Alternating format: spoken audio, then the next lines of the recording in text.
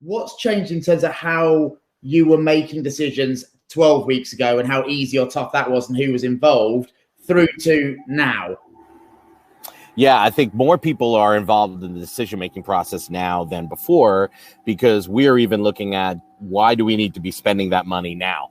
If we're not going to be able to generate the revenue and we're not going to be able to close deals now because the clients are freezing up, right? Why should we be marketing now is what the question is. As a marketer and as a CMO, I want to market all the time. I look at this as an opportunity not to necessarily be loud and screaming, look at us during this period, but I want to keep our brands in the conversations. I want to show that our brands have context and empathy and compassion and understand what's going on, but keep our brand out there and demonstrate to people what we are doing during this time, so that when it comes back around to returning to the new normal and that sense of buying again comfortably, we are in a position of love and affinity that we can drive during this period. For you guys right now, what are the key considerations when choosing a marketing solution, and why do you choose one over the other? David, have you got any thoughts on that? I mean, yeah, I have. I mean, so I think probably for me that one of the interesting points around this is the fact that there's been convergence between, you sponsor a digital event and you get a pre-roll and maybe you get some branding around it and a speaker, great. That's actually not a radically different solution from a traditional digital advertising solution. So there's definitely convergence there. I think the challenge, probably what you need to do as a marketer is take a couple of steps back and think, what was I doing the live event for? And for us, the hardest thing to replicate through a digital event that we can do in a live event is kind of proper relationship development. We can there's 480 people on this call, that's amazing. But it's hard to develop a relationship with someone and in a sort of make someone feel special about your brand, and actually build a connection. And so that's kind of the gap that I think is hardest to fill. So there's definitely been convergence between some of the functions of live events, digital events, and digital advertising, but there's big bits that they can't do. And someone who, if you can crack that as a salesperson and crack that as a product owner and event owner, then that's your route through, right? Because you can move your money. If you're doing an event activation for branding, you can drop that somewhere else. Fine, that's gonna get you in front of eyeballs. What you can't do is easily, at least, is create a real connection and build relationships. What is your ultimate peeve when it comes to a salesperson approaching you with a promotional activity? So let's say they come to you saying, we've got an amazing new virtual event. What is the worst way they could do that? David, any thoughts? For me, and it's a personal, I take Peeve as kind of a slightly personal thing that pisses me off. That is the telephone call. It is not of this era. It is so interruptive. So whenever someone phones me, I'm firstly, how do you get my number? And then secondly, send me a fucking email. Pardon my language. And anyone who's offended by David's language, then sorry.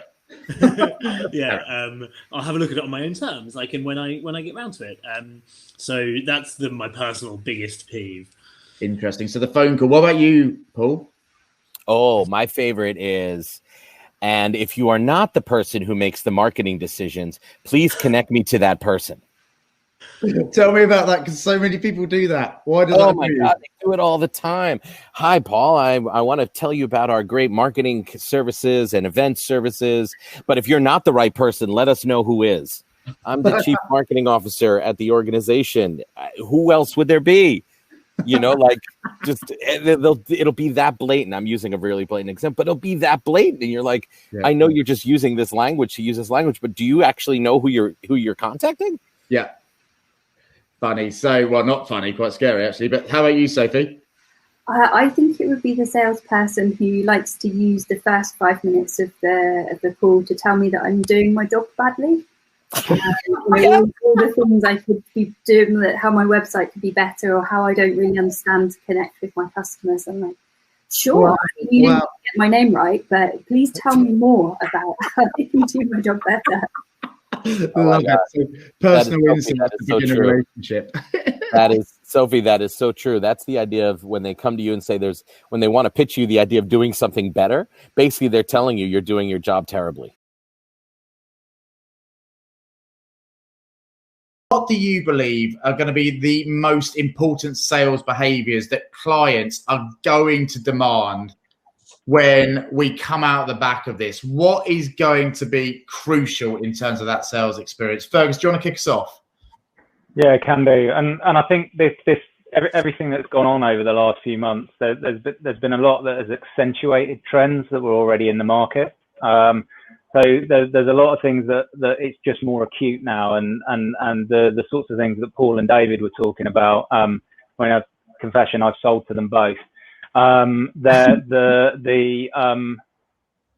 are things that marketers were looking for. Clients were looking for advisors, really, who could help them navigate what is a crazy landscape out there in terms of choice of ways in which they can achieve their objectives. Even for B2B marketers, there's a Martech 7,500 at the moment. There are channels coming out of their ears. There's all of these different things which can eat up their budget, but ultimately help them achieve their objectives.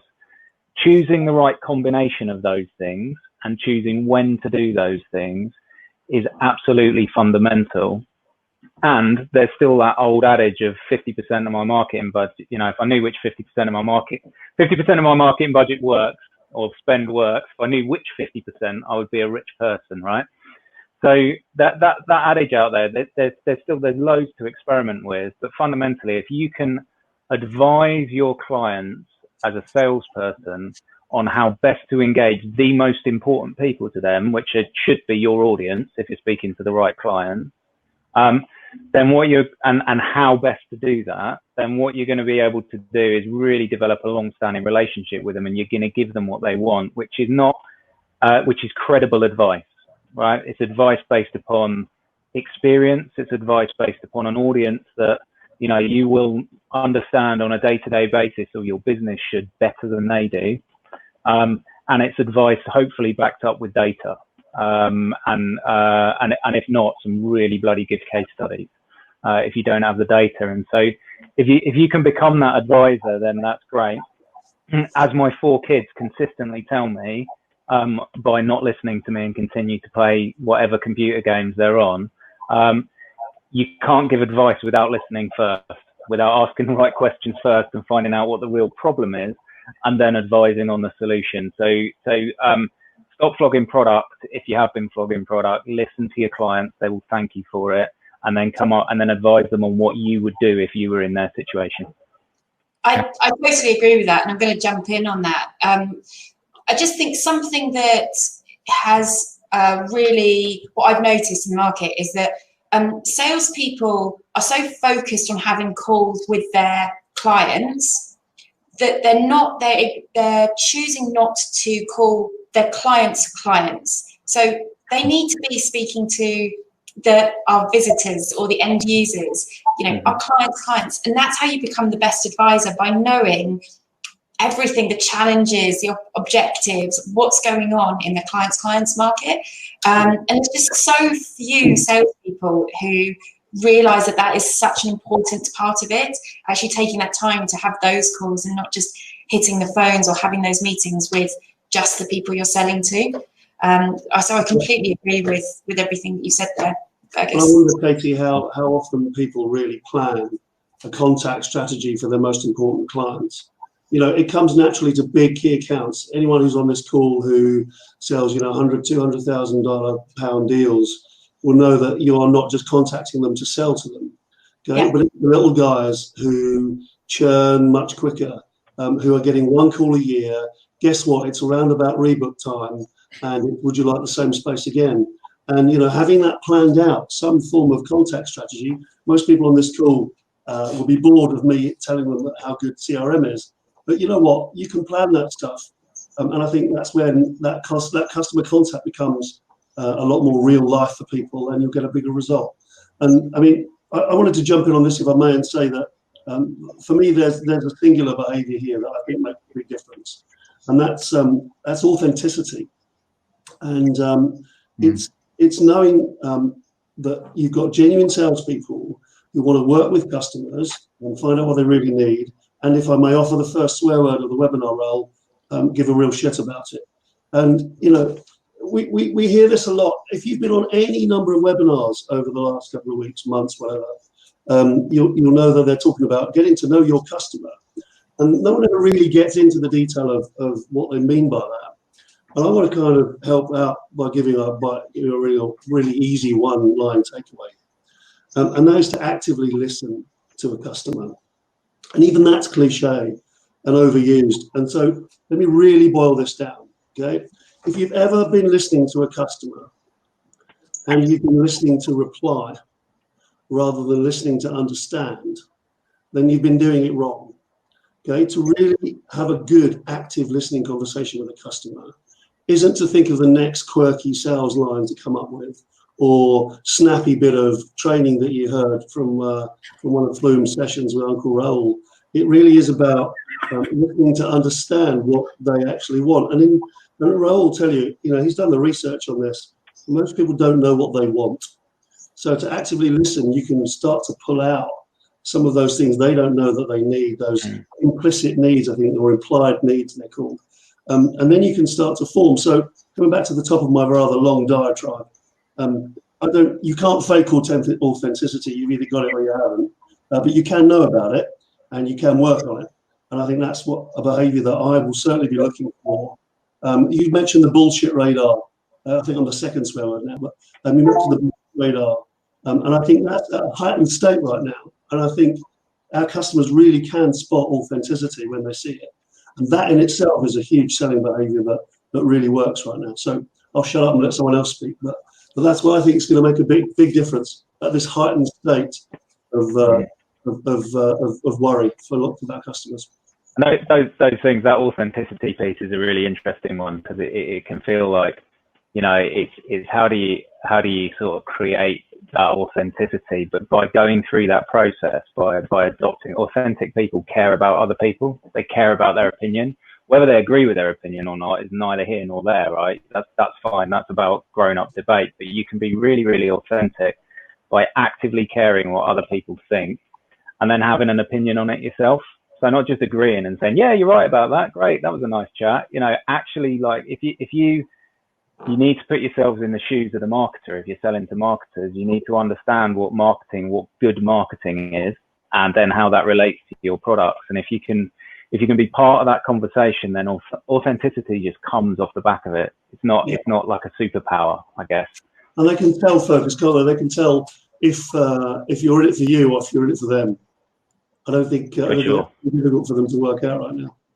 I think it's really, really interesting. So if I was trying to kind of bring together the summary of what you guys have said, there's a nice kind of mechanism. I did this with Sophie as well, kind of turning it into a process. But you've got number one, might not be the right order, but number one, truly listen to your client and what they kind of want to achieve. Number two, listen to your audience and what they need. And number three, advise authentically.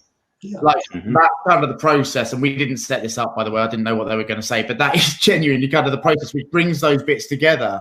And it is about putting yourself in that client's shoes and thinking, and folks, I think it was you who just said this, but kind of, if I was you, like, and genuinely advising, if I was you, this is what I wouldn't do and this is what I would do. But doing some back work, which is built out of proper listening to the client, the people who really matter, the audience, and then bringing those together through advice.